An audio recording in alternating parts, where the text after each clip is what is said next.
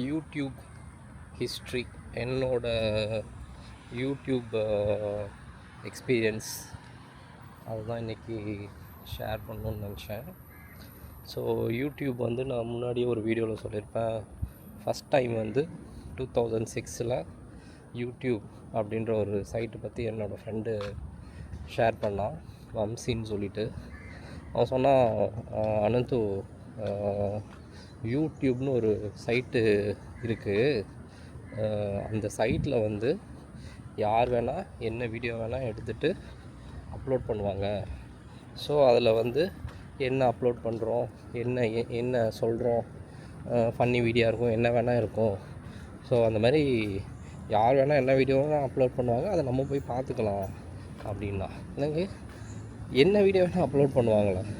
யார் வேணால் எதுக்கு அப்லோட் பண்ணுறாங்க, ஏன் அப்லோட் பண்ணுறாங்க, இதை போய் நான் ஏன் பார்க்கணும், இல்லை என்ன தான் அப்லோட் பண்ணுறாங்க அப்படின்ற மாதிரி ஒரு மைண்டில் ஒரு க்யூரியாசிட்டி. அதே மாதிரி அவன் சொன்னால் அதில் வந்து எக்ஸ்பிளிசிட் கண்டென்ட்டும் இருக்கும் அப்படின்னா. எனக்கு அப்போ எக்ஸ்பிளிசிட்னால் கூட மீனிங் தெரியாது. ஸோ 2006 தான் வந்து யூடியூப்ன்ற வெப்சைட்டே எனக்கு தெரியும். வந்து யூடியூப் சொன்னோன்னே நான் வந்து யூடியூப் அப்படியா, அது என்ன டியூப்பில் என்ன வீடியோ அப்படின்ற மாதிரி ஒரு இது இருந்துச்சு. அப்புறம் சொன்னால் YOU டியூபு அப்படின்னா. ஸோ அதுதான் என்னோடய ஃபஸ்ட் டைம் நான் யூடியூப் அப்படின்ற சைட்டை பற்றி கேள்விப்படுறது. அதுக்கப்புறம் அதுக்கப்புறம் யூடியூப்பு ரெகுலராக பார்ப்பாங்க. யூடியூப்பில் வந்து பார்ப்போம். யூடியூப்பில் ஏதாச்சும் ஓப்பன் பண்ணோம்னா அதில் இன்டர்ஃபேஸ் சிம்பிளாக இருக்கும். மோஸ்ட் பாப்புலர் வீடியோஸ் தான் இருக்கும். அதில் வந்து இப்போ இருக்கிற மாதிரி யார் போடுறாங்க, பப்ளிஷ் பண்ணுறாங்க, அந்த யூசர் யாருன்றத மெயின் ஃபோக்கஸாக வச்சு வீடியோஸ் நம்மளுக்கு ஷோ பண்ண மாட்டாங்க. மெயினாக எப்படி இருக்கும்னா, எந்த வீடியோஸ் வந்து நிறைய பேர் பார்க்குறாங்க அதை ஃபோக்கஸ் பண்ணி நம்மளுக்கு வந்து அந்த ஃபீல்டில் வந்து வீடியோஸ் காமிக்கும். நம்ம சர்ச் பண்ணாலுமே நம்ம என்ன சர்ச் பண்ணுறோமோ அந்த வீடியோஸ் வந்துடும். ஏன்னா நிறைய வீடியோலாம் வைரல்லாம் ஆகாது, ஒரு சில வீடியோஸ் தான் பாப்புலர் ட்ரெண்ட் ஆகிருக்கும். அந்த வீடியோ சர்ச் பண்ணால் நம்ம ஈஸியாகவே நம்ம கண்டுபிடிச்சிடலாம். ஸோ இப்படி தான் இருந்துச்சு. அதுக்கப்புறம் நான் வந்து 2008 சிங்கப்பூர் வந்தேன். சிங்கப்பூர் வந்தோடனே அப்போ தான் வந்து ஃபோன் கேமரா இதெல்லாம் வந்து ஃப்ரெண்ட்ஸ் வச்சுருந்தாங்க. அந்த ஃபோன் கேமரா வச்சுட்டு கீழே வந்து என்னோடய 2 ஃப்ரெண்ட்ஸு டேபிள் டென்னிஸ் விளாண்டுருந்தாங்க. அந்த டேபிள் டென்னிஸ் விளாட்ற வீடியோவை எடுத்துகிட்டு நான் வந்து ஃபஸ்ட் டைம் வந்து யூடியூப்பில் சேனல் ஒன்று க்ரியேட் பண்ணலான்னு தெரிஞ்சு அந்த சேனலில் சரி யூடியூப்பில் அப்லோட் பண்ணலாம் அப்படின்னு சொல்லிட்டு அந்த வீடியோ நான் அப்லோட் பண்ணேன் 2008. ஸோ 18 வருஷம் ஆச்சு நான் யூடியூப்பில் ஃபஸ்ட்டு ஒரு வீடியோ அப்லோட் பண்ணி. அதுக்கப்புறம் என்னென்னா, யூடியூப் வந்து அந்த டைமில் வந்து ஒரு சில ஆட்கள் வந்து பாப்புலராக இருந்தாங்க. இப்போ படம் அந்த மாதிரி பார்க்குறதோட யூடியூப் வந்து கொஞ்சம் இன்ட்ரெஸ்டிங்காக இருந்துச்சு. படத்தில் பார்க்காத ஒரு சில விஷயங்கள்லாம் வந்து யூடியூப்பில் காமிப்பாங்க. நான் அந்த டைமில் எனக்கு ஞாபகம் இருக்கிறது மிஸ்ட்ரி கிட்டார் மேன் அப்படின்னு சொல்லிட்டு ஒரு சேனல் இருக்கும். அவர் என்னென்னா பயங்கரமாக எடிட் பண்ணி கண்டென்ட் போடுவார். அந்த கிட்டாரே வந்து என்னென்னா கிட்டாரை வாசிக்காமல் ஒவ்வொரு நோட்டாக ப்ளே பண்ணிவிட்டு அந்த ப்ளே பண்ண நோட்டெல்லாம் வந்து எடிட் பண்ணிட்டு ஒரு காம்ப்ளிகேட்டடான ஒரு மியூசிக் ப்ளே பண்ணுவார். ஸோ அதெல்லாம் வந்து அப்போ பாப்புலராக இருந்துச்சு. மிஸ்ட்ரி கிட்டார் மேன் அவங்களாம் வந்து சரி அடுத்து என்ன வீடியோ போடுறாங்க அப்படின்ற மாதிரி இருக்கும். அவர் வந்து அவரோட வீடியோ ஒன்று வந்து பயங்கர வைரல் ஆச்சு. ஸோ அதுக்கப்புறம் பார்த்திங்கன்னா யூடியூப் வந்து என்ன பண்ணாங்கன்னா, இந்த பிரிட்டன் காட் டேலண்ட் இதோட கிளிப்ஸ் எல்லாம் வந்து போட ஆரம்பித்தாங்க. ஸோ சூசன் பாயிலோட லெஸ் மிசரபிள், அப்புறம் பால் பாட்ஸு, நேசன் டார்மா ஆப்ரா பண்ணது இதெல்லாம் பயங்கர ட்ரெண்ட் ஆச்சு. ஸோ 2008 வந்து ஃபைனான்ஷியல் க்ரைசிஸு, வேர்ல்டே ரொம்ப டவுனு. அதுக்கப்புறம் 2000 இந்த பிரிட்டன் காட் டேலண்ட் எப்போ வந்துச்சுன்னு தெரில. அது வந்தப்போ வந்து இது பயங்கர ஒரு பாசிட்டிவ் இன்ஃப்ளூயன்ஸாக இருந்துச்சு அப்படின்ற மாதிரி அந்த டைமில் சொல்லிகிட்டு இருந்தாங்க.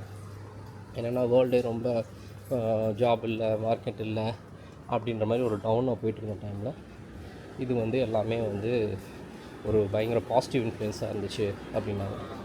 அதுக்கப்புறம் தான் அவங்க என்ன பண்ணாங்கன்னா யூடியூப்பில் சேனல் அப்படின்ற கான்செப்ட் கொண்டு வந்தாங்க.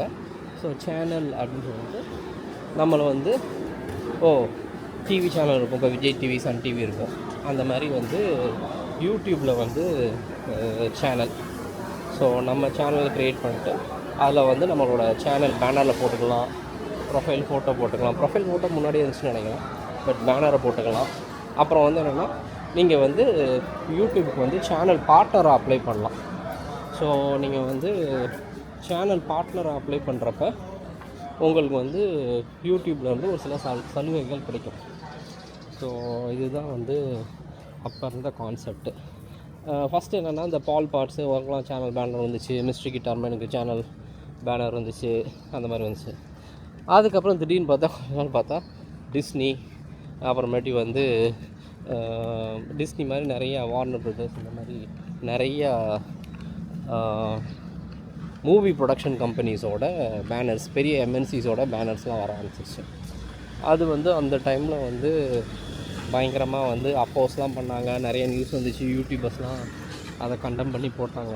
ஸோ யூடியூப்ன்றதே வந்து இண்டிவிஜுவல்ஸ்க்கான ஒரு டேலண்ட்டை காமிக்கிறதுக்கான ஒரு பிளாட்ஃபார்ம். அதில் ஃபுல்லாக கார்ப்பரேட்டை விட்டு அதில் இன்னொன்று என்ன ஆகும்னா, நம்ம யூடியூப் பேஜை ஓப்பன் பண்ணி சர்ச் பண்ணுறப்பெல்லாம் இந்த கார்ப்பரேட்டோட வீடியோஸ் தான் வந்து ப்ரைமரியாக மேலே காமிக்கும். ஸோ நம்ம ஓப்பன் பண்ணோடனே இப்போ நம்மளுக்கு ஃபீட் வர மாதிரி, அப்போ அதெல்லாம் வந்து அப்போதைக்கு ரொம்ப இது பண்ணாங்க. என்ன இந்த மாதிரி வந்து பெரிய பெரிய கம்பெனிஸ்க்கோட வீடியோஸை மட்டும் ப்ரொமோட் பண்ணுறீங்க, ப்ரொமோஷன் கூட அந்த டைமில் கிடையாது. அவங்க வந்து ஃபீல்டில் வந்து அதிகமாக காமிக்குது, அல்காரிதம் வந்து இந்த மாதிரி வந்து ரொம்ப வந்து ஒன் சைடாக ஃபேவர் பண்ணுது அப்படின்ற மாதிரி சொல்லிட்டு இருந்தாங்க. பட் அதெல்லாம் வந்து பெருசாக நிறைய பேர் பேசினாலும் கொஞ்ச நாள் ஓடுனுச்சு. அதுக்கப்புறம் யாரும் கண்டுக்கல, அது வந்து பிஸ்னஸ் அஸ் யூஷுவல்ன்ற மாதிரி மாறிடுச்சு. இப்போ அதுக்கடுத்து என்னாச்சு அப்படின்னா, அதுக்கப்புறம் பார்த்திங்கன்னா யூடியூப் வந்து மோர் எல்லாமே மிக்ஸ் ஆகி அப்படின்ற மாதிரியான கண்டிஷனில் தான் இருந்துச்சு.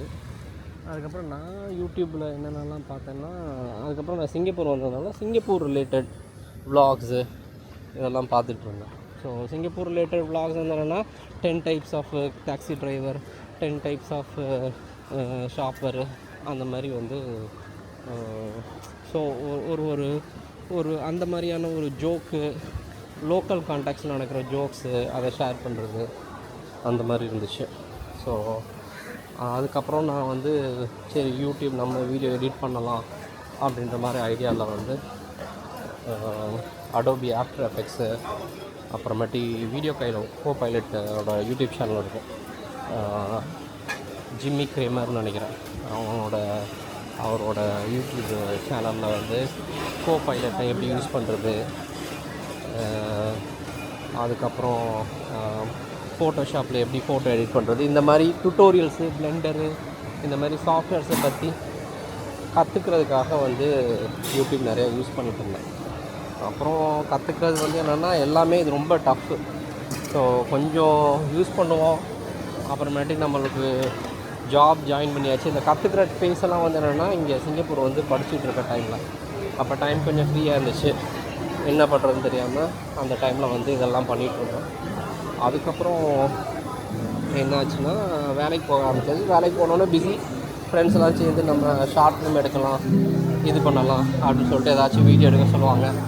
சும்மா வீடியோ எடுத்துகிட்டு அதை எடிட் பண்ணி பார்த்துட்டு, இந்த எடிட்டிங் எஃபெக்ட் நல்லாயிருக்கு, ப்ளட் ஸ்ப்ளாஷு ஷூட் பண்ணுற மாதிரி பண்ணோம்னா இந்த ப்ளட் வர மாதிரி பண்ணுறது நல்லாயிருக்கு, அந்த மாதிரி சும்மா ஏதாச்சும் ஒன்று பண்ணிவிட்டு அதை வந்து பெருசாக யூஸ் பண்ணுறது கிடையாது. சும்மா யூடியூப்பில் ப்ரைவேட்டில் அப்லோட் பண்ணிவிட்டு அதை அப்பப்போ போட்டு பார்த்துக்கிறது. இல்லை ஃப்ரெண்ட்ஸுக்குள்ளே ஏதாச்சும் ஒரு வீடியோ, நாங்கள்லாம் வந்து வெளில போனது, அவங்கவுங்க பண்ணுற காமெடிங்கள், தண்ணி அடிச்சு ஏதாச்சும் உழப்புவாங்க, அந்த இதெல்லாம் ரெக்கார்ட் பண்ணி வச்சுட்டு அதை எடிட் பண்ணி எங்களுக்குள்ளேயே ஷேர் பண்ணுறது, இந்த மாதிரி தான் இருந்துச்சு. அதுக்கப்புறம் ஒர்க்கு வந்துடுச்சு, வேலை வந்தோடனே பிஸியானோடனே என்ன பண்ணுவோம், திரும்ப வந்து ஜஸ்ட் என்டர்டெயின்மெண்ட், அதெல்லாம் வந்து ஜாலியாக இருக்கும், ஹாப்பியாக இருக்கும், ஃபன்னாக இருக்கும். அப்புறம் இந்த Britain God talent, America God talent, இந்த மாதிரி காட் டேலண்ட் சீரீஸ் பார்க்குறது, பாட்டு பார்க்குறது, மியூசிக் பார்க்குறது, இதெல்லாம் வந்து ஒரு காலத்தில் ஓடிட்டு இருந்துச்சு. அதுக்கப்புறம் பார்த்தீங்கன்னா தமிழில் யூடியூப் சேனல்லாம் வந்து கொஞ்சம் லேட்டாக தான் வந்துச்சு. அதில் வந்து நான் ஃபஸ்ட்டு வந்து பார்த்த சேனல் வந்து ஸ்மைல் சேட்டை, இப்போ இருக்க பிளாக் ஷீப். அப்போ விக்னேஷ்காந்த் இதெல்லாம் வந்து ஓகே ஏதோ வந்து புதுசாக பண்ணுறாரு அப்படின்ற மாதிரி இருந்துச்சு. ஸோ அதில் வந்து எல்லாத்தையும் வந்து பாலிட்டிக்ஸை வந்து சிம்பிளிஃபைடாக சொல்கிறதும், இப்போ ஜெயலலிதா, கருணாநிதி அவங்களெலாம் பற்றி வந்து கிண்டலாக சொல்கிறதும் இதெல்லாம் வந்து நல்லாவே இருந்துச்சு. ஸோ ஸ்மைல் சேட்டை, பிளாக் ஷீப்பு அதுதான் பார்த்துட்டு இருந்தேன். அப்புறம் தான் மெட்ராஸ் சென்ட்ரல், நம்ம கோபி சுதாகர் இந்த சேனல்ஸு. ஸோ இதெல்லாம் பார்த்துட்டு வருது. அப்புறம் ஃபன் பண்ணுறோம் பிளாக் ஷீப்பில் அப்பப்போ பார்க்குறது. ஸோ இதெல்லாம் வந்து அப்போ அந்த டைமில் பார்த்துட்டு இருந்த வீடியோஸ். இப்போ வந்து என்னென்னா யூடியூப் வந்து பயங்கர கண்ணா பின்னான்னு இருக்குது.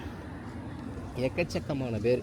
முன்னாலாம் வந்து 1 மில்லியன் சப்ஸ்கிரைபர்ஸ் அப்படின்றதே வந்து ரொம்ப அரிதான விஷயமா இருந்துச்சு. இப்போ என்னென்னா 1 மில்லியன் சப்ஸ்கிரைப் சேனல்ஸே எக்கச்சக்கமாக இருக்குது.